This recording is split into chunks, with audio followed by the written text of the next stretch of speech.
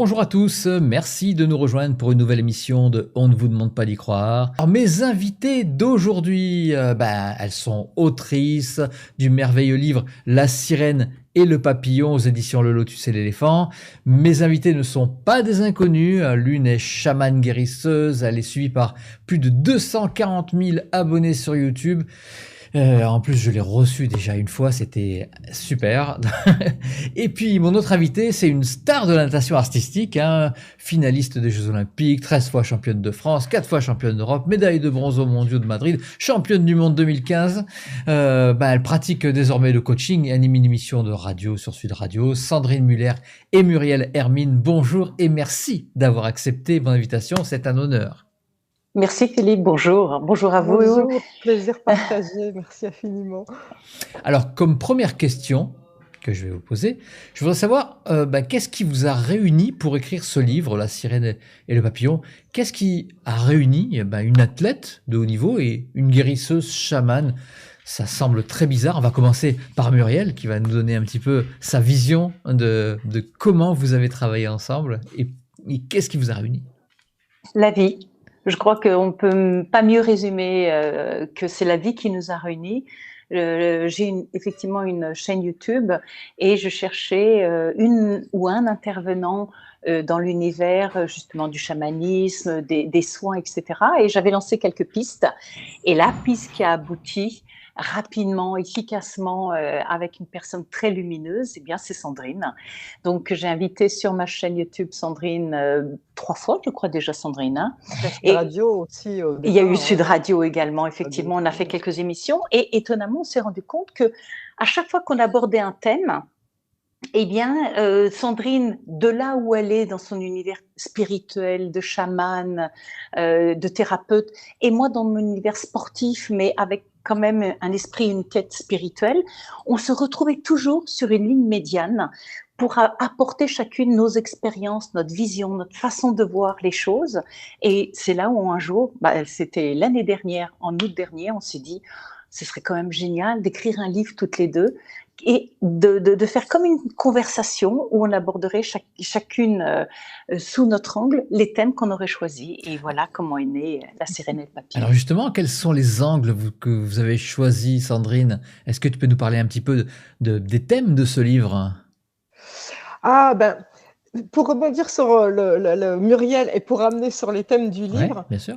Moi j'ai fait le vœu de rencontrer un ou une grande championne mondiale et olympique si possible, et parce que à l'époque je me disais pour que j'arrive à avoir 240 000 abonnés à ma chaîne YouTube, pour que j'arrive à avoir le succès dans mes affaires à moi, et que je sois à ce point puissante en tant que mage blanche, c'est-à-dire, c'est aussi de la visualisation un mage, c'est-à-dire que sur une maladie quelle qu'elle soit, sur une plaie quelle qu'elle soit, on doit visualiser la santé parfaite. Donc, pour que ma visualisation soit à ce point créatrice, je me disais, je dois être très proche d'un champion, en fait, d'un grand champion.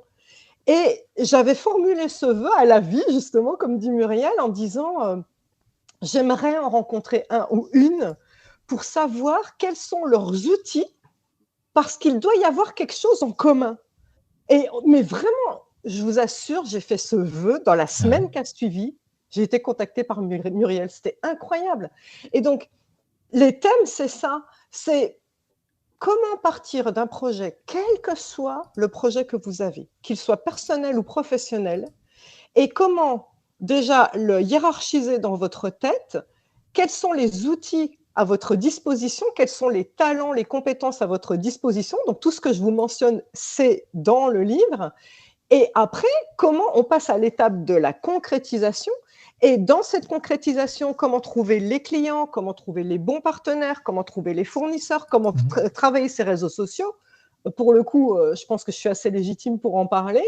Et ensuite, comment aussi visualiser, parce que mine de rien, la visualisation, c'est aussi la partie la plus importante pour créer non seulement quelque chose de bien, mais pour être numéro 1, c'est ça le but, numéro 1 aussi, et avoir vraiment le succès dans tous les domaines. Donc on part de 0 jusqu'au numéro 1 du podium. La visualisation, c'est quelque chose qui vous a réuni aussi en tant que sportive, Muriel. on visualise avant ces exploits? Comment toi tu préparais, parce que bon, tu es une grande championne, tu as gagné des titres. Est-ce que j'ai même vu quelque chose qui m'a vraiment que j'ai adoré quand tu as dit quand tu avais 52 ans que tu es revenu et que tu es redevenu championne du monde. Enfin, c'est un truc incroyable. Euh, comment comment tu visualises? Est-ce que vous avez les mêmes méthodes de visualisation avec Sandrine qui est plus dans la spiritualité, qui est depuis très longtemps? Est-ce que toi, en tant que championne, tu t'intéressais justement à cette spiritualité? Est-ce que tu mettais ce mot spiritualité? Les visualisations, est-ce que ce sont les mêmes ou alors c'est peut-être plus technique, moins technique? Faut un accompagnant, pas d'accompagnant? Comment ça se passe chez les sportifs? Alors chez les sportifs, alors j'appelais pas ça moi comment dire, de la spiritualité à l'époque. J'avais 18-20 ans et j'étais vraiment 7 heures par jour dans ma piscine à m'entraîner. Mais il faut comprendre que la réussite d'un sportif dépend à 70% de son mental, de la préparation mentale. Donc les 30% restants, c'est le corps. C'est l'entraînement, c'est comme une voiture. Plus vous approchez de l'échéance du point de départ de la compétition, et plus votre voiture, voilà, vous la peaufinez, vous la réglez au millimètre près.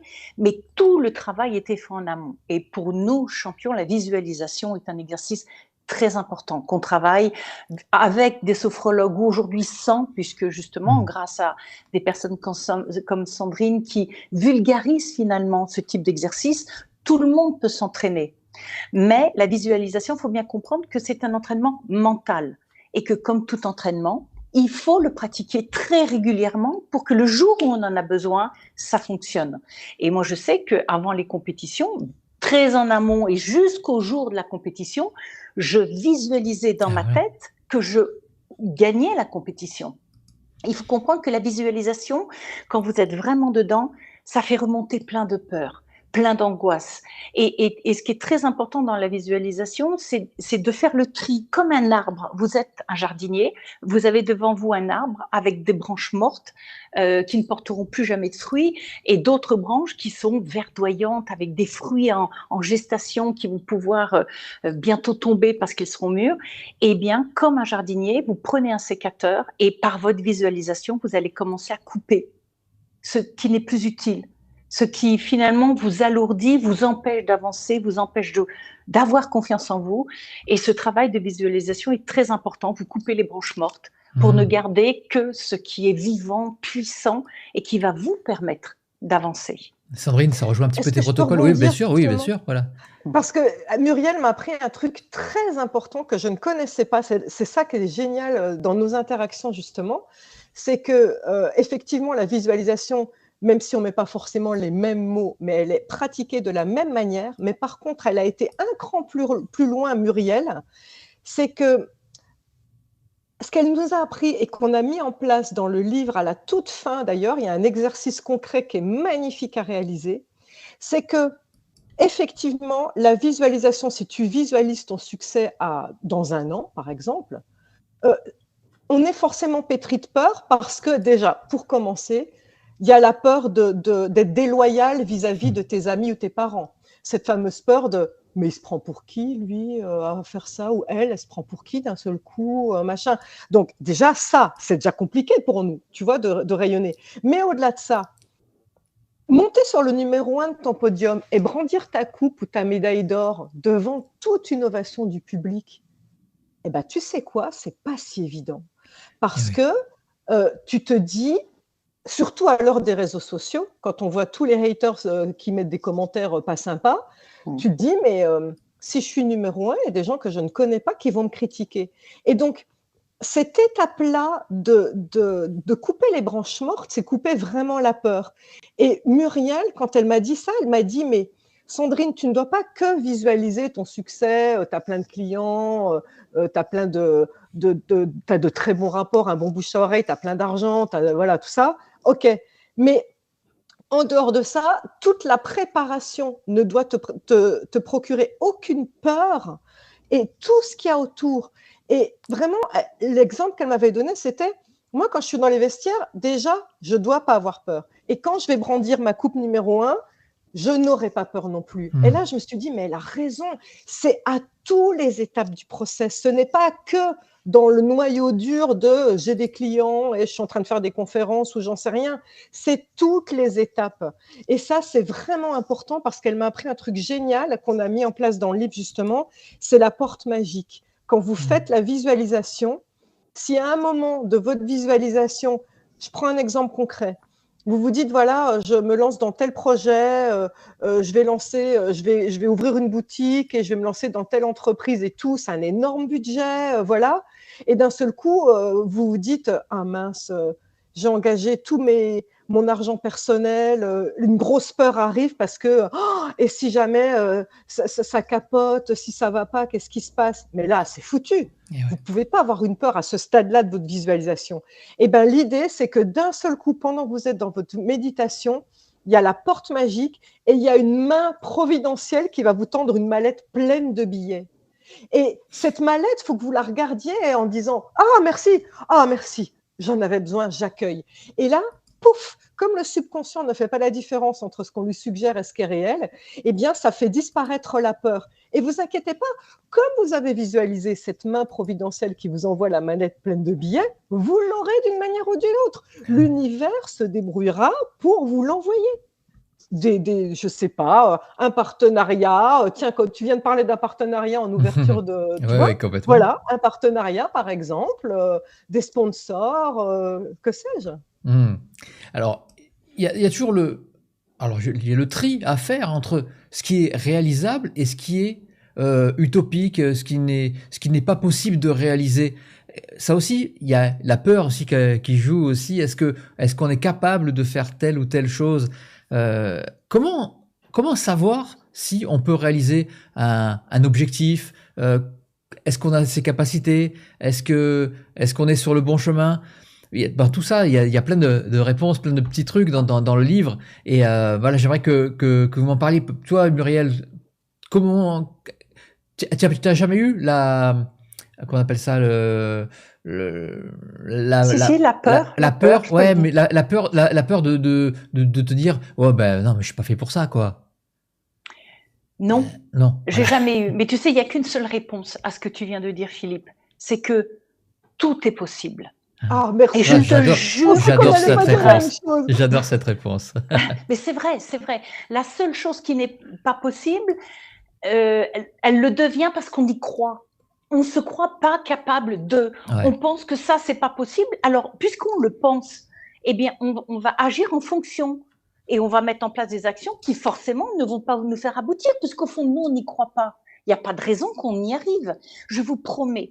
Et il y a eu ma vie sportive, mais après j'ai créé des grands spectacles, on fait le tour du monde entier, et des spectacles bien avant le Cirque du Soleil, même Hollywood qui crée des films avec Serena Williams, avec la natation artistique, etc., n'avait jamais fait de spectacle vivant. J'ai écrit des spectacles qui mélangeaient l'eau, le feu, qui faisaient apparaître des patinoires du fond de l'eau, des chevaux qui nageaient au milieu des nageuses, enfin des trucs complètement fous. Et je me suis rendu compte que tout ce qu'un être humain est capable d'imaginer, d'autres sont capables de le réaliser. Bien sûr, vous n'êtes pas capable de tout faire. De là, l'importance après de créer une équipe autour de vous qui vont apporter leur talent à ce que, pour vous, il viendra compléter les vôtres, qui fait que votre projet, il finira par aboutir. Ça veut dire tout est possible. Que c'est très important de travailler sur son mental. Et quand on pense que ça n'est pas possible, c'est que très souvent, ça résonne avec des injonctions qu'on a eues dans l'enfance. J'en reviens à ce que disait Sandrine tout à l'heure, c'est « bah oui, ma grande, mais t'es pas capable ». Moi, le nombre de fois où j'ai entendu « mais Muriel, t'es pas capable, tu y arriveras jamais ». Et il y a un moment donné, c'en était venu tellement mon quotidien, ces injonctions négatives sur moi, que j'ai utilisé le sport pour prouver au monde que non, j'étais capable de faire des choses super intéressantes, que je ne serais pas la petite crotte qu'on me faisait miroiter quand j'avais 15 ans. Et je me suis battue, le sport m'a aidée. Alors oui, ça implique du travail, du courage, de la persévérance, mais vous construisez jour après jour après jour. Et puisqu'on parlait de sujets qu'on aborde dans le livre, il y a un sujet qui est très important, qui est le sujet de l'intention. Et ça, c'est un sujet très fort chez Sandrine. L'intention, quelle est votre intention première? Pourquoi vous voulez réaliser ça. Ouais. Des fois, c'est même pas explicable. C'est juste une énergie à l'intérieur de vous qui vous porte, qui vous transporte. Ça devient un rêve, c'est obsédant. Soyez certain que vous êtes fait pour faire ce projet-là. Et quand c'est pas obsédant, que c'est à la limite pour justement pour un niveau social ou pour paraître. Est-ce que c'est peut-être les mauvaises raisons? Est-ce qu'on y arrive quand même à atteindre ces objectifs, Sandrine? Eh ben, moi, je ne peux que répondre, je laisserai Muriel répondre dans son domaine d'expertise, mais par rapport à l'invisible, tout ce qui vous ouvre les portes de la force de l'invisible, parce qu'il faut vraiment que vous compreniez que dans notre monde dans lequel nous vivons, c'est comme un iceberg. Toute la nature se cale sur la réalité. 10% est du réel, 90% c'est du sous-marin. Et donc, je ne sais plus pourquoi je disais. Je te disais que pour des mauvaises raisons, si on avait envie vraiment de créer quelque chose. Et donc le problème, c'est que 90% de ce qui est autour de nous vient de l'invisible. C'est ça que je voulais dire. Donc, avec tes 10% de ton mental qui va dire ouais, pour avoir plein de thunes, tu vois, voilà, pour avoir plein de thunes ou pour paraître, je vais faire tel métier parce que ça gagne bien. Mais au fond de toi, dans la partie invisible qui est connectée à l'âme, justement, à ton moi supérieur, il y a quelqu'un là, au fond de toi, qui n'y croit pas, qui dit mais tu rigoles ou quoi? J'ai pas signé pour venir dans ce corps pour faire ça, moi. Il y a mieux qui t'attend. J'ai des aspirations, j'ai un talent que je veux mettre en place. Franchement, vous irez pas loin. Je ne dis pas ça pour vous diminuer. Je ne veux surtout pas créer de croyances limitantes. Si vous avez des envies, faites-le. Mais on ne va pas contre soi longtemps. Ça, c'est juste une évidence, c'est du bon sens. On ne va pas contre ses aspirations profondes longtemps. Sandrine, tu parles dans le livre aussi, tu parles de la 5D. Voilà, tu l'expliques un petit peu ce que c'est. Est-ce que Muriel, tu avais entendu parler de ces concepts, de ces vibrations, de ce changement de vibration de la Terre? Est-ce que toi, tu connaissais tout ça avant de connaître Alors Muriel? oui, j'en avais entendu parler. Sandrine, J'en avais entendu parler dans la mesure où ça fait longtemps que je cherche un sens à ma vie, de comprendre pourquoi je suis là, à quoi ça sert de vivre, pourquoi la vie est si difficile, pourquoi elle demande tant d'efforts, tant de déceptions parfois. Et donc cette quête de sens m'a amenée effectivement vers le monde spirituel. C'est bien pour ça que on est en connexion, Sandrine et moi. Et il y a un moment donné, bien sûr, le concept de la 5e dimension a traversé. Alors moi, comme tout néophyte, je me disais, c'est quoi cette 5e dimension? Est-ce qu'il y a une nouvelle Terre où la Terre va se couper en deux et puis va y avoir deux humanités qui vont vivre séparément? Enfin, et tout de suite, les peurs montent de dire, ah ben oui, mais si la Terre se coupe en deux, est-ce que du bon côté, il y aura les gens que j'aime avec moi? Enfin, tous ces trucs. Mais quand on cherche, on trouve. En plus, l'intérêt d'Internet aujourd'hui, des nouvelles technologies, nous donne accès à tout, à l'infini d'informations. Et petit à petit, j'ai rationalisé ça. J'en ai beaucoup parlé avec Sandrine. Sandrine a une vision qui est fantastique, bien sûr, sur la 5e D. Et tout d'un coup, je me suis rendu compte que la 5D, c'est pas une nouvelle Terre. C'est un état d'esprit, une nouvelle conscience, une autre façon de vivre sa vie. Et là, ça devient intéressant de dire, finalement, rien ne change en vérité, si ce n'est tout à l'intérieur de nous va changer. Notre façon d'être, notre façon d'aborder la relation avec les autres, de concevoir la vie, de concevoir l'argent, la réussite. Aujourd'hui, on vit dans un monde de compétition. J'en sais quelque chose. Je me suis construite par rapport à ça. Mais c'est un monde qui broie les gens. Un monde qui écrase les autres. Je suis coach en entreprise et auprès de jeunes aujourd'hui, le nombre de gens que je vois qui sont écrasés par des personnes qui pensent que pour exister, elles ont besoin de rabaisser les autres. Et je me dis, c'est ce monde-là qui aujourd'hui est en train de s'écrouler et qui va permettre dans cette nouvelle prise de conscience de créer ce nouveau monde de 5D, 5e dimension, où il y aura beaucoup plus d'amour, de fraternité, de partage, on va chercher l'épanouissement et non plus la reconnaissance ou l'argent, le pouvoir. Pour moi, tout ça, c'est fini. Est-ce que la créativité, nos pensées deviennent, se matérialisent plus vite depuis qu'on est rentré dans ce nouveau paradigme de 5D, Sandrine? Ah oui, déjà maintenant, je pense que toutes les personnes qui sont connectées à ta chaîne le constatent, puisque tu éveilles justement, tu as un magnifique phare, ta chaîne est un magnifique phare et apporte beaucoup d'éveil. Et je pense que non, c'est important, il faut le dire. Ces personnes-là, tout comme toi Muriel ou moi ou toi Philippe, vous le confirmerez, la vitesse de manifestation de nos souhaits est beaucoup plus rapide. C'est-à-dire, vous allez vous dire, tiens, ça fait longtemps que je n'ai pas parlé à un tel, bim, la personne vous appelle, ou j'aimerais bien qu'il m'arrive ça. Ce qui aurait mis 6 mois avant va mettre maximum une semaine maintenant. D'ailleurs, j'ai été surprise parce que j'avais fait une vidéo YouTube qui avait été vue au moins, je ne sais plus, entre 600 et 800 000 fois sur le tableau de visualisation créatrice, mais c'était il y a 7 ans.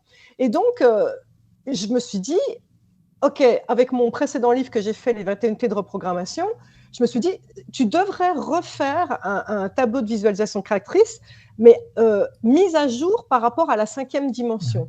Et donc, j'ai pu comparer la nouvelle vidéo avec les commentaires des gens avec l'ancienne vidéo et les commentaires des gens. J'ai juste halluciné. Ah ouais? C'est-à-dire que, suite à cette vidéo, les gens m'ont mis des commentaires de « Sandrine, c'est incroyable, tout s'est réalisé dans le mois, dans les 2 mois. » Alors, parfois, il y a un vœu qui ne se réalise pas, mais avant, les gens, c'était une échéance à 1 an. Là, c'est vraiment… Et alors que les tableaux de visualisation créatrice, c'est quasiment vu par notre mental l'impossible. Je vous rappelle qu'on ne demande pas le truc qui est faisable facilement.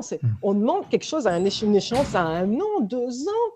Et là, on est juste, mais on tombe des nues de comment la magie de l'univers fait pour vous l'amener tout de suite. Tiens, la preuve, j'ai demandé à avoir un grand champion dans la semaine, j'ai rencontré Muriel.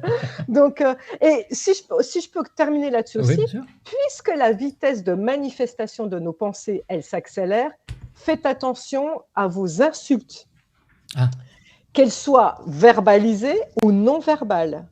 C'est-à-dire, pour moi, vous êtes comme ce qu'on appelle les mages blancs. Je vous ai dit que moi, en tant que guérisseuse, je visualisais la santé parfaite chez une personne et c'est ça qui faisait que la personne était en bonne santé. Eh bien, si vous vous rendez compte que vous matérialisez ce que vous visualisez rapidement, ça veut dire que vous déconstruisez rapidement aussi. C'est-à-dire que si vous envoyez des insultes à quelqu'un, il a qu'à se faire voir celui-là, il me saoule ou j'en sais rien, wow. Attention, on peut leur envoyer ça l'œil, devient de la magie noire. Voilà. C'est-à-dire que non seulement vous mettez en danger la personne, et je l'ai vécu personnellement une fois en insultant Antonio, vous mettez physiquement en danger la personne, mais vous mettez en danger aussi, c'est-à-dire que ça revient à l'envoyeur aussi. Donc il faut faire très attention à nos pensées dans cette ère de transition vers la 5e dimension.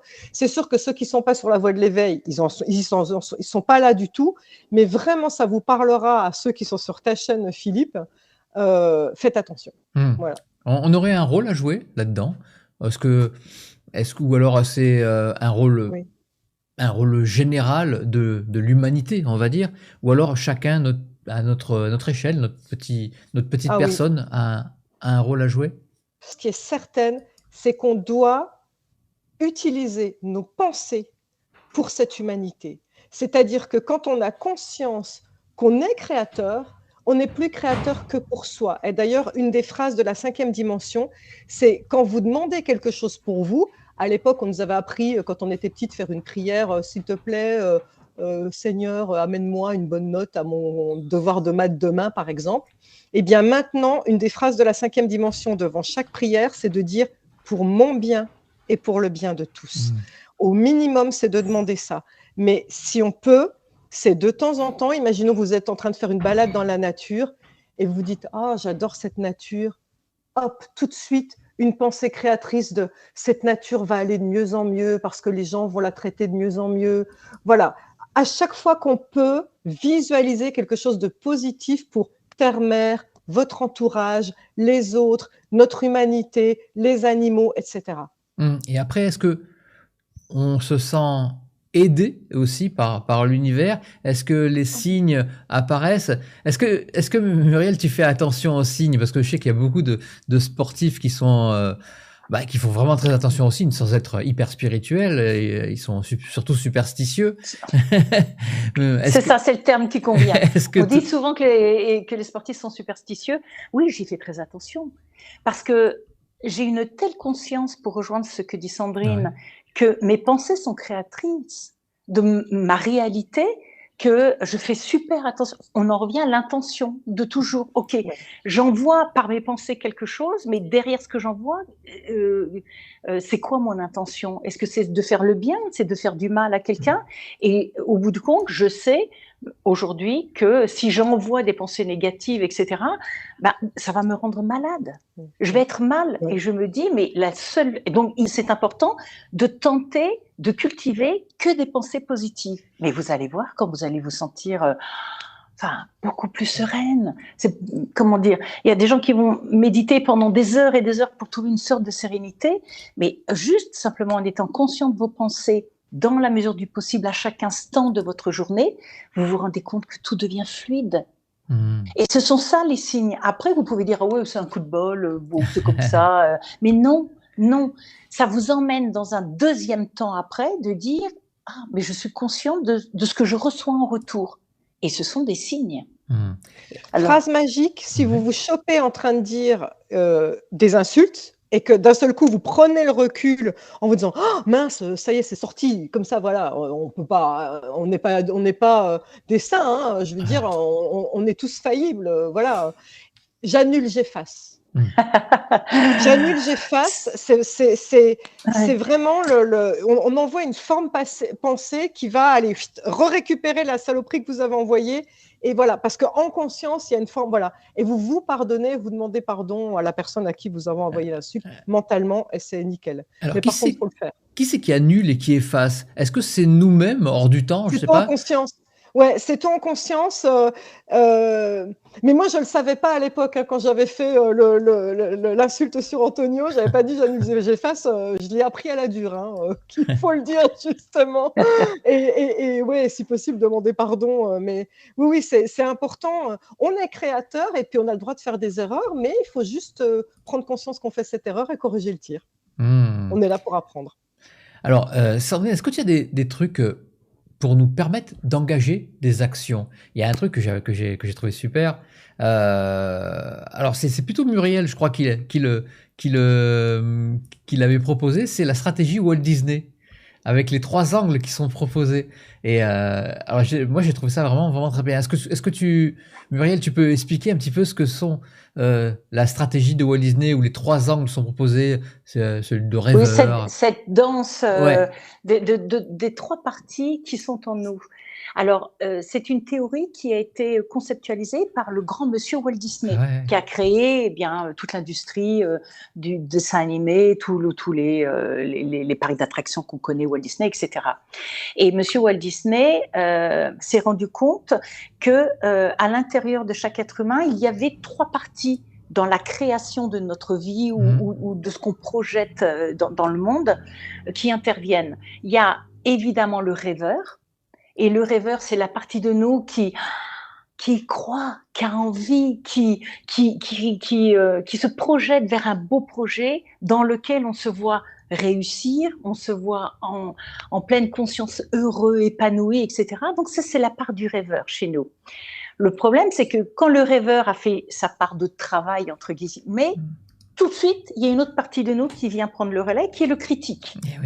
Et là, le critique, il y va, mais fort, c'est-à-dire, ouais, mais pour qui tu te prends? On en revient à ce qu'on disait au début de l'émission, t'es pas capable, tu n'y arriveras pas, puis t'as pas vu tous les obstacles, puis comment tu vas faire pour monter ton projet? Où est-ce que tu vas trouver l'argent? C'est pas possible, etc. Donc, cette part de nous, pour moi, je l'assimilerais, alors Sandrine, c'est sous ton regard professionnel, mais plutôt à l'ego. Parce que l'ego est là pour nous protéger. du risque, etc. Autrefois, l'ego était très important quand on vivait à l'époque préhistorique parce que c'est lui qui nous protégeait quand on sortait de la grotte. D'ailleurs, c'est pas nous les femmes, mais plutôt les hommes, partaient à la chasse, etc. pour nourrir la famille qui restait dans la grotte. Eh bien, c'était l'ego qui faisait que si on est encore vivant aujourd'hui, c'est qu'il nous a protégés. Sauf qu'aujourd'hui, notre ego, si on lui laisse trop d'importance, il nous pourrit la vie. Aujourd'hui, vous pouvez sortir de chez vous, il y a assez peu de risques que vous soyez mangé par un dinosaure ou voilà. On est bien d'accord. Mais cette partie, on lui laisse tellement d'importance finalement, elle étouffe le rêveur qui est en nous. Et il y a une troisième partie, Dieu merci, je ne sais pas est-ce qu'elle était là au début de l'origine de l'humanité ou est-ce qu'elle est venue se créer, enfin se construire petit à petit, mais c'est ce qu'on appelle le réalisateur. Et le réalisateur, c'est celui qui est au milieu entre le rêveur et le critique. Et le réalisateur, ce qu'il va faire, d'abord, il va s'arranger pour que jamais ni le rêveur ni le critique ne se rencontrent. Et lui, une fois que le rêveur a bien rêvé, que le critique s'est bien donné pour nous sa pelle morale, il va aller prendre le meilleur des deux côtés. D'accord. Et il va prendre ce meilleur parce que dans les deux, il y a de très bonnes choses. Et lui va commencer à réfléchir à comment réaliser. Donc, c'est la partie, je dirais, cartésienne, la partie pratico-pratique chez nous qui va pouvoir commencer à mettre en place une sorte de stratégie. Et de temps en temps, il ira voir le rêveur, de temps en temps, il ira voir le critique, il les écoutera en tout cas parce que de toute façon, ces deux-là sont toujours là à nous parler, mais c'est lui qui va faire avancer le projet, qui va finalement se mettre dans l'action.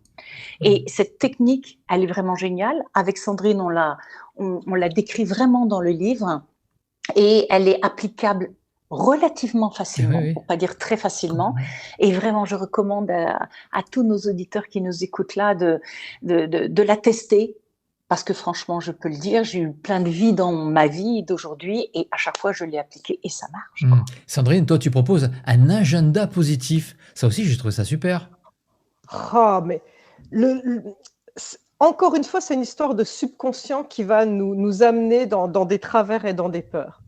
Si on ne fait pas un agenda positif alors qu'on vient de mettre en place un nouveau projet, vous vous lancez en tant que thérapeute, vous avez quitté votre métier alimentaire, par exemple, ou vous ouvrez un salon de coiffure dans un nouveau lieu, vous ne savez pas comment vous allez avoir des clients et tout ça. Le problème, c'est que l'agenda, quand on démarre, il est désespérément blanc, on est bien d'accord. Vous ouvrez vos pages, que ce soit des pages papier ou que ce soit un agenda téléphone, c'est normal, vous êtes nouveau, il n'y a pas de clients. Le problème, c'est que n'oubliez pas que 90% de notre énergie est du subconscient et que le subconscient ne fait pas la différence entre ce qui lui est suggéré et la réalité. Et donc, le problème, c'est que si vous ouvrez votre agenda vide, votre subconscient va dire « Oh mon Dieu, que tu es nul. Mais comment tu fais pour être aussi nul ?» Et là, la visualisation, elle en prend un coup. Hein. Je suis désolée, mais là, c'est pas foutu. Elle va marcher aussi, hein, mais bon, tu es nul, quoi. Donc, déjà, là, pour toi, personnellement, qui te lance dans ton projet, ça craint. Et ça craint aussi pourquoi ? Je donne un exemple dans le livre qui est réel. C'est un jour, au mieux de quand j'étais guérisseuse, j'avais 6 mois d'attente et passé ces 6 mois, je ne prenais plus de personnes parce que si je continuais à prendre des personnes, j'aurais pu avoir 1 an d'attente, 2 ans d'attente, ça n'avait plus de sens. Donc, passé 6 mois, mon agenda était bouclé, je ne prenais personne. Et donc, un jour, il y a une dame qui m'appelle et qui me dit « Bonjour, madame, je voudrais savoir ce que vous savez faire, c'est pour savoir si je peux venir chez vous. » Et là, je lui dis très innocemment « Ah non, madame, excusez-moi, ça ne marche pas comme ça. J'ai 6 mois d'attente dans mon agenda, donc c'est vous qui allez me dire si ce que vous avez, c'est moi qui vous dis si je vous prends. » Et là, cette dame, j'ai senti son énergie qui a changé et elle a dit « Je vous veux absolument, il faut absolument que je vienne chez vous. » Et j'ai trouvé ça incroyable entre la première énergie de l'appel de cette dame va devoir faire un CV pour se vendre à moi et je vais voir si je consens à aller chez elle. Et l'inverse, où d'un seul coup, j'ai dit « Madame, ce n'est pas le sujet, j'ai plein de clients, donc est-ce que moi, je vais vous choisir ?» Et donc, du coup, ça m'a amené sur l'histoire de l'agenda positif. Quand on démarre, ce que je suggère, c'est sur les 3 semaines à venir, au moins une fois par jour, vous mettez un rendez-vous positif, un faux rendez-vous Mhm. avec des noms de code qui vous sont propres, avec Madame Poirot, avec Monsieur Abondance, peu importe. Et vous allez cocher un faux rendez-vous sur 3 semaines. Et ce que vous allez surtout faire aussi, c'est, par exemple, le mercredi de 14 à 17, vous amenez votre fils au ping-pong, et bien vous cochez le mercredi de 14 à 17 des rendez-vous avec des personnes du code de votre choix. Et donc, c'est là que c'est génial. C'est parce que quand quelqu'un va appeler pour prendre rendez-vous, vous ouvrez votre agenda et votre subconscient va dire « Ouais, je suis trop bas, bien sûr ». Donc là, déjà, ça va vous renforcer dans votre savoir que vous êtes à la bonne place. Et c'est surtout, si vous êtes coiffeur et que quelqu'un vient parce qu'il vient de voir votre nouvelle devanture et vient pour prendre rendez-vous et donc il voit votre agenda papier, il va se dire « Waouh, elle vient d'arriver, elle a déjà toutes ces personnes, super, ça renforce ma croyance que je suis au bon endroit. » Alors qu'imaginez-vous, vous êtes une personne lambda, vous avez besoin d'une coupe de cheveux, vous voyez le nouveau coiffeur, vous dites « Ah bah tiens, je vais essayer là » et vous prenez rendez-vous et c'est blanc, mais soyez honnête. Toi, Philippe, comme toi, Muriel, vous faites demi-tour. C'est juste une évidence, vous n'y allez pas. Donc, c'est vraiment une étape très importante. Et dès que vous commencez à avoir des clients en vrai, bien sûr, vous arrêtez ce truc-là. C'est juste pour vous mettre le pied à l'étrier, pour vous et votre mental pourri, et pour les clients qui ont un mental pourri aussi, pour les mêmes raisons. Voilà. Enfin, il y a plein de trucs dans le livre. En tout cas, vraiment bravo. Moi, je l'ai lu en 3 jours. Et franchement, je me suis régalé. Et puis, il y a plein de trucs qui m'ont parlé. Je dois vous avouer, je vais pas tout dire parce que ça fait partie de ma vie personnelle. Mais voilà, il y a plein de choses qui m'ont parlé. On parlait d'une maison de disques et toi, tu as travaillé dans la musique. Et oui. Et il y a un sujet qu'on aborde avec Sandrine qui est fort, je pense, c'est cette peur de l'échec, qui fait qu'il y a tant de gens qui n'osent pas entreprendre leurs projets, leurs rêves, parce qu'ils ont peur d'échouer. Et c'est un sujet qu'on aborde beaucoup et je crois qu'il l'amène énormément au livre, justement. Et pour ça que j'invite vraiment tout le monde à le découvrir parce que il est fort. En tout cas, bravo. On va passer aux questions des internautes, ça vous dit? Ah, avec grand plaisir. Alors,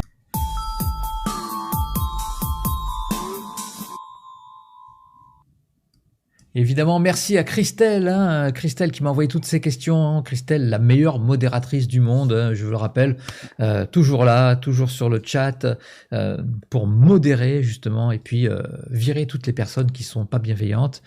C'est son boulot. Non, je rigole, il y en a pas. Sur On ne va pas les croire, elles sont toutes bienveillantes. Je vous embrasse d'ailleurs. Allez, on va commencer par une première question. On commence par Claire.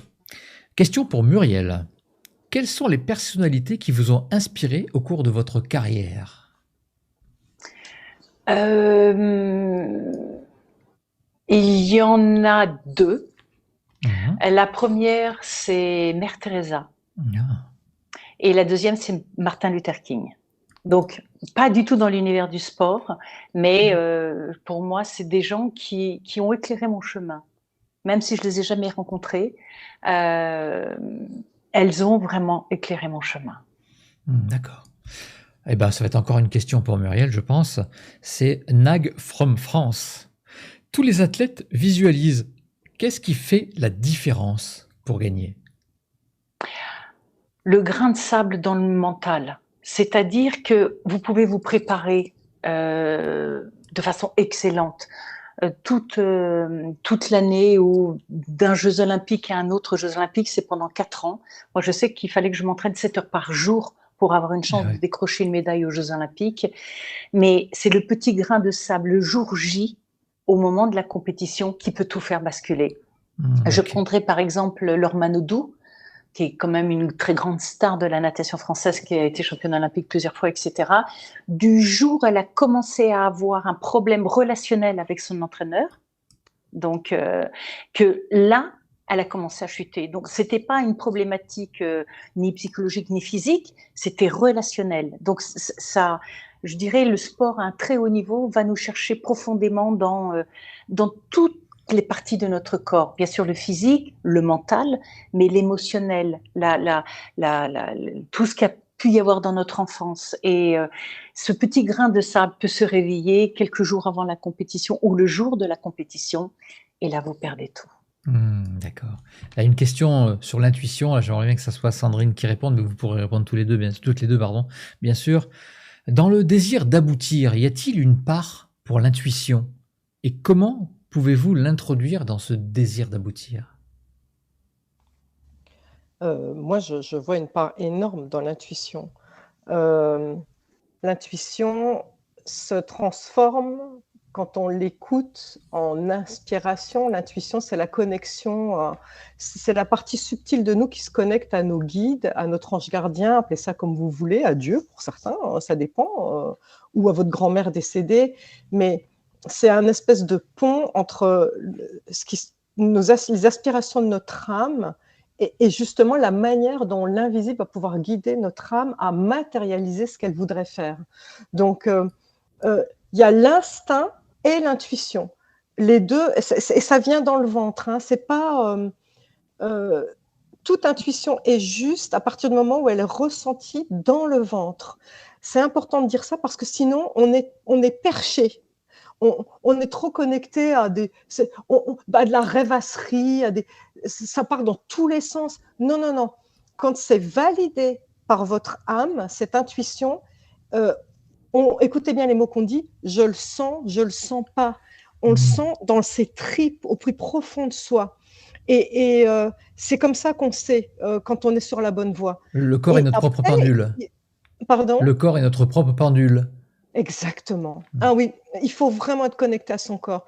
On en revient toujours à ça. Hein, dans la spiritualité, c'est l'instant présent, la connexion à soi-même.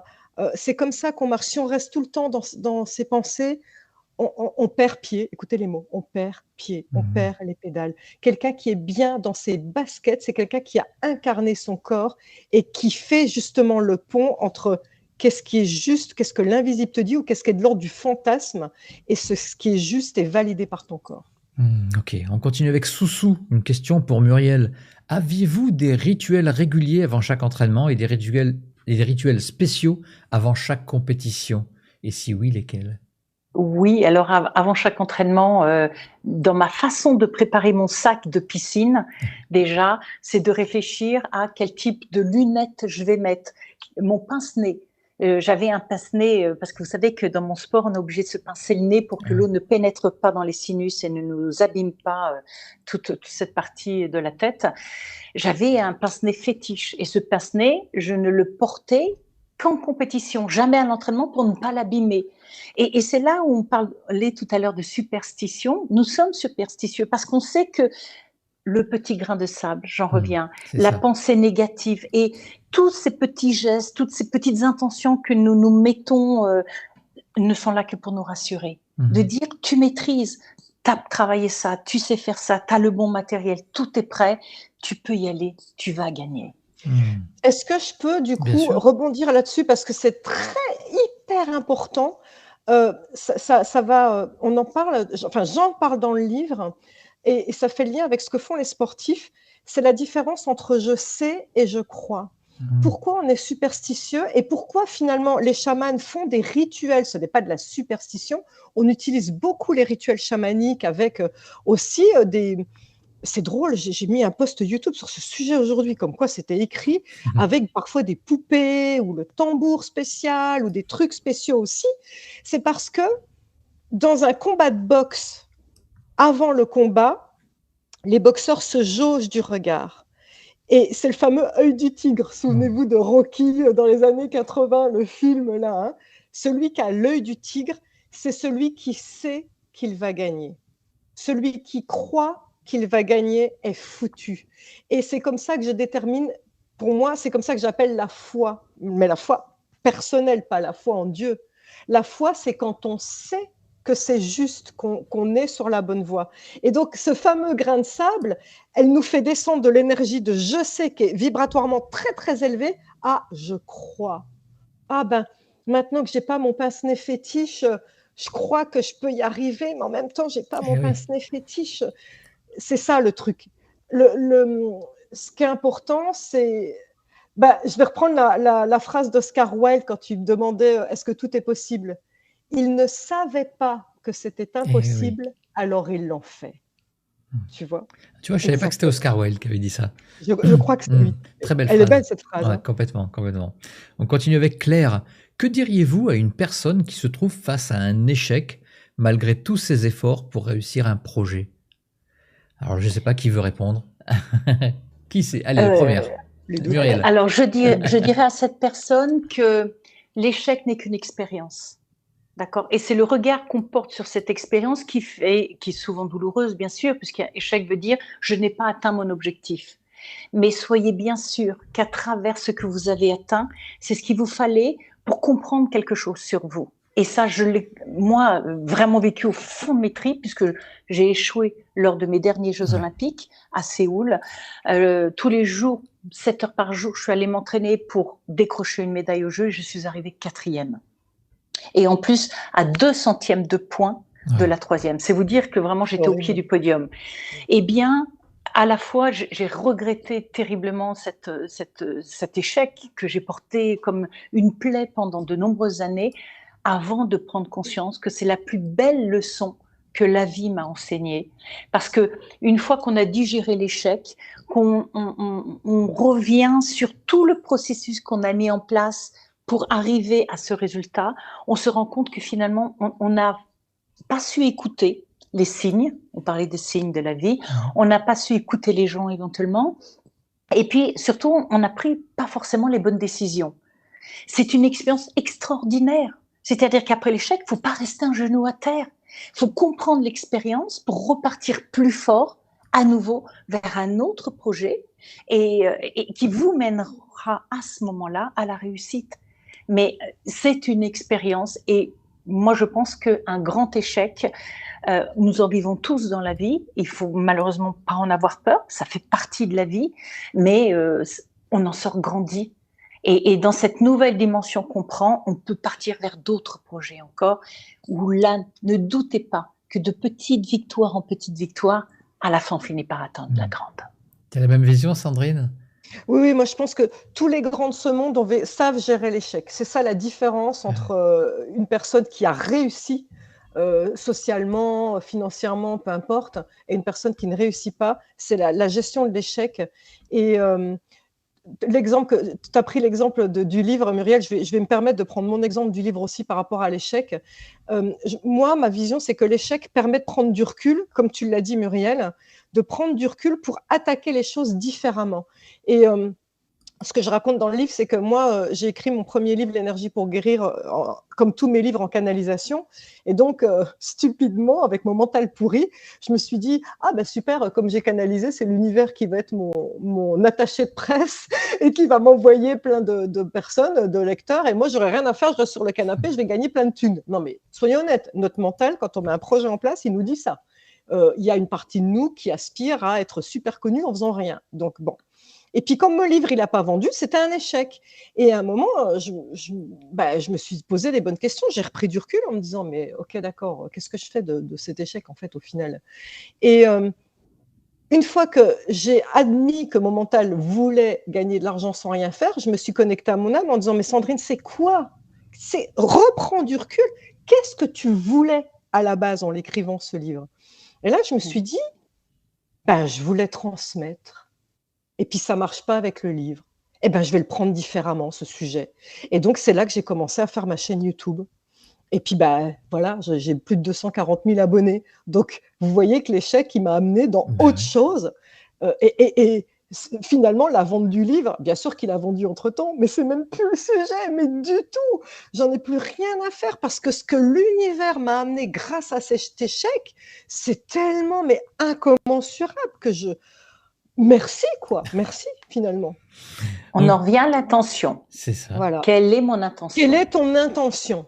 Voilà, ouais, se reconnecter à que veux-tu pour toi à la base? Et donc, si ça t'a mené dans le mur, prends du recul, repose-toi la question et vois comment tu peux contourner différemment. On continue avec CL. CL, c'est le pseudo.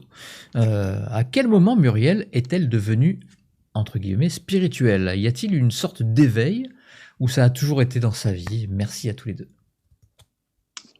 Après Séoul, après mon échec aux Jeux Olympiques. Ah ouais. Je suis rentrée de Séoul et ma vie s'était effondrée parce que je voulais arrêter la compétition après ces Jeux Olympiques et pour moi, l'échec n'était même pas envisageable. J'étais persuadée que j'aurais la médaille et qu'avec la médaille, toutes les portes allaient s'ouvrir. J'allais pouvoir facilement trouver du travail en entreprise parce que bon, les sportifs ont une image, les entreprises ont tendance à s'associer. Je me disais, ok, derrière, les choses vont se dérouler facilement. Mais sauf que je suis rentrée sans médaille et que j'étais encore une Française qui avait échoué au pied du podium. Et j'ai vu ça comme un effondrement. D'ailleurs, je suis tombée en dépression. Je suis rentrée des Jeux Olympiques, je suis restée en dépression pendant 2 ans. Et pendant 2 ans, je me suis dit, mais à quoi ça sert de vivre? J'ai fait tout ce qu'on me demandait de faire.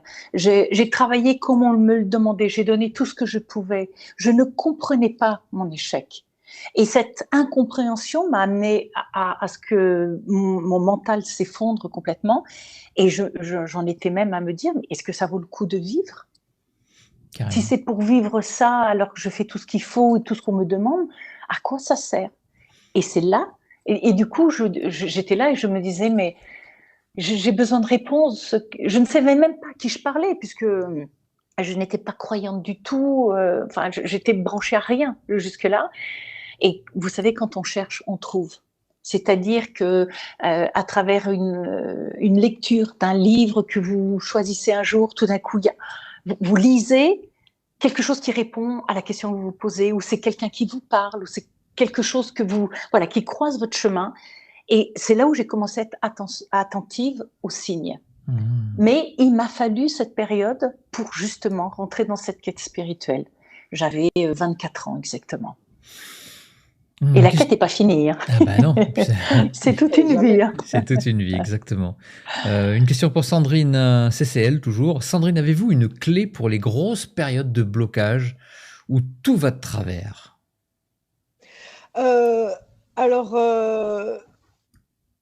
Une clé, je ne sais pas si c'est un rituel que elle veut dire, c'est d'imaginer qu'on rayonne vers l'univers et puis qu'on dépose d'un seul coup un fardeau des objectifs qu'on s'est fixés, on le dépose et d'un seul coup on se branche là en disant univers, que dois-je faire, que dois-je dire, où dois-je aller et que dois-je dire et à qui. Merci de m'envoyer les signes justement et je serai à l'écoute. Ça, c'est souvent une façon de débloquer parce que le problème, c'est quand il y a un blocage, notre mental, il fait une espèce de coque. Notre aura, elle est tassée sur nous-mêmes à cause du mental et l'invisible ne peut pas communiquer. Il ne peut pas envoyer les signes. Et donc, on tourne c'est pour ça que ça bloque. On tourne en boucle avec nos propres problèmes. Donc, l'idée, c'est vraiment de mettre tous vos objectifs dans le sac. Imaginez, par exemple, vous étiez un coureur dans le peloton au Tour de France. Eh ben, souvenez-vous du conte du lièvre et la tortue. Vous lâchez les pédales, vous laissez le peloton partir, tant pis, c'est plus le sujet. Ce n'est plus le sujet d'atteindre l'objectif et vous vous en remettez à se lâcher prise, rouvre votre carapace et vous dites « Ok, que dois-je faire ?» J'attends. Et ça, je l'ai vécu personnellement. Pour le coup, c'est ce qui m'a lancé dans les conférences. On s'est rencontré, Philippe, d'ailleurs, justement. J'ai vécu ce fameux blocage où, au niveau amoureux et professionnellement, tout bloquait, mais vraiment, vraiment. Et j'ai dit à l'univers, OK, je lâche tout, qu'est-ce que je dois faire? Et le signe que j'avais reçu, c'est Sandrine, arrête, fais des conférences et transmets ce que tu sais pour faire des stagiaires. Et c'est comme ça que j'ai rencontré Philippe. On va continuer avec Soussou. Ah ben oui, je l'ai lu, en plus c'est dans le livre. Tu en parles dans le livre de ça? Oui, je sais pas. Tu parles de la Corse. Je suis pas sûre que c'est dans le livre. Ah mais si. Je crois que tu parles de la Corse. Oui, complètement. Bien sûr. Et on va continuer avec Soussou. Question pour Muriel et Sandrine. Est-ce que d'évoluer dans l'élément aquatique, l'eau donc évidemment, ça ne favorise pas justement l'ouverture à cet invisible ou ce subtil? C'est plutôt une question pour Muriel. Je pense que, à mon niveau à moi, oui, mais je ne peux pas parler pour tous Ouais. les gens qui sont dans l'univers de l'eau. Néanmoins, je me suis retrouvée dans l'eau au bout du compte. J'étais issue d'une famille où j'avais un papa pas très gentil, plutôt maltraitant. Et moi, quand j'étais dans ma piscine, l'eau me protégeait du monde extérieur. Et je pense que c'est ce sentiment de protection, ce sentiment d'être entourée, et que quand j'étais dans la piscine, mais personne n'allait venir voilà, me faire du mal, me frapper, etc., qui fait que j'ai pu justement m'épanouir et grandir en me créant un monde intérieur à travers la natation artistique qui était beau, qui était tout en fluidité, tout en douceur.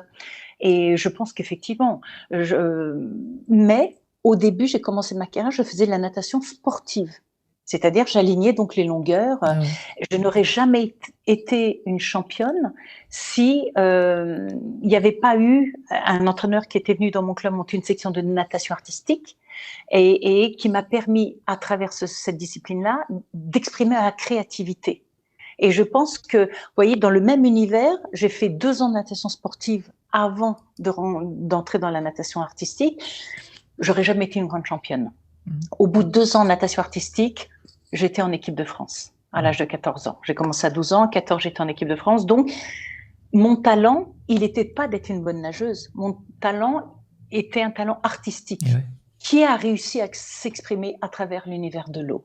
Et puis, comme par hasard, tu avais quand même des très belles bases en natation puisque tu avais fait de la natation. Et j'avais fait de la danse puisqu'au départ, mon rêve était d'être tirée à l'opéra. Oui. Alors maintenant, est-ce que l'eau m'a permis de cette dimension, cette ouverture spirituelle? Aujourd'hui, je pense que oui. D'abord parce que j'habite au bord de la mer, que pour moi, nager tous les jours est quelque chose de très important. Et ce contact à l'eau, et j'ai l'impression à chaque fois que je suis dans l'eau que je rentre à la maison. Donc oui, il y a quelque chose. Je peux parler en tant qu'énergéticienne, parce que finalement, c'est très intéressant ce que tu dis. L'eau, c'est quand même, si vous regardez bien par rapport au subconscient aussi, hein, c'est la matrice. Hein. La matrice, on revient à la matrice, le fœtus dans le ventre de la mère. C'est le point de départ du livre d'ailleurs. Chacun de nos chakras, on a 7 chakras dans notre corps qui est aligné le long de la colonne vertébrale. Et les chakras, c'est des distributeurs d'énergie. Donc, en médecine orientale, bien sûr, c'est ce qu'il y a de plus important. Dans notre médecine, nous, occidentale, on s'en fout complètement, mais il faut les prendre en compte puisqu'ils existent. Et il se trouve que le 2e chakra est quelque part parmi les plus importants du corps parce que c'est là que se trouve notre enfant intérieur. Et le 2e chakra, c'est le ventre. Il est connecté à l'élément eau et c'est là, comme par hasard, que se trouve le siège de notre créativité et le siège de notre être intrinsèque. Qui es-tu? Qui es-tu? C'est dans notre ventre. On en revient à ce que je disais tout à l'heure. Il faut que ce soit validé par le ressenti de tes tripes. Donc, c'est assez intéressant. La boucle est bouclée par rapport à ce qu'on se disait. On parlait de la créativité ressentir avec ses tripes et comme par hasard, c'est connecté à l'élément eau. Donc, je me dis que si on est connecté à l'eau en conscience, par contre, parce que comme tu disais, Muriel, si c'est pour faire des longueurs et avoir un objectif d'être la première et donc de travailler avec le mental, bien sûr, il n'y aura pas d'intuition. En revanche, je pense être dans l'eau et vous voyez, vous fermez les yeux et vous faites un peu… Moi, j'aime bien faire ça, je m'amuse à faire l'algue, tu vois. Tu suis le flux de l'eau et tu deviens l'eau, tu vois, tu fais partie du grand tout. Oh, ça, c'est génial pour l'intuition. Ouais. On continue avec Sylvie. Alors, une question pour Sandrine. Je ne sais pas si tu vas pouvoir répondre, mais comment concevez-vous le chamanisme et le cycle des incarnations avec la foi chrétienne qui nous dit que nous sommes une seule âme et une seule vie qui attend la résurrection? Là, on est dans la religion, hein. Oui, je suis désolée parce que je ne suis pas connectée à la religion. Je suis connectée de manière païenne, c'est-à-dire ça vient de mon je sais intérieur, mais je n'ai pas eu d'éducation religieuse. Donc, je ne peux pas trop répondre. Mais de ce que je sais, la religion catholique, si on revient aux sources, aux origines, il n'était pas du tout question d'une seule âme. Je pense que c'est au fil des temps que ça s'est transformé au fait qu'il n'y a qu'une seule âme. Mais je ne suis pas sûre que ça a été dit comme ça au départ. Alors, il y a 2 autres questions, mais tu avais répondu, Sandrine et Muriel, avez-vous un truc pour annuler vos mauvaises paroles? Toi, tout à l'heure, tu en parlais. J'annule, j'efface. Ouais, j'annule, j'efface. Et puis, il y avait Constance qui voulait que vous expliquiez le processus de la 3e à la 5e dimension. Ben, il y est dans le livre, hein. Ah oui, c'est le premier chapitre. Oui, on va teaser un petit peu, hein. Voilà, dans le livre, vous l'avez. Voilà, en tout cas, c'était la dernière question. Écoute, merci vraiment beaucoup. Merci à Muriel, merci Sandrine, Merci. pour tout ce que vous partagez, et puis votre passion, parce qu'on voit que vous êtes passionnés, ça j'adore. Merci évidemment à toute mon équipe, Cyril, Laurent Jacques, Mathis, Alicia, mon fils Lisandre, qui a gardé le chien, donc elle n'est pas venue m'embêter. Donc merci mon fils.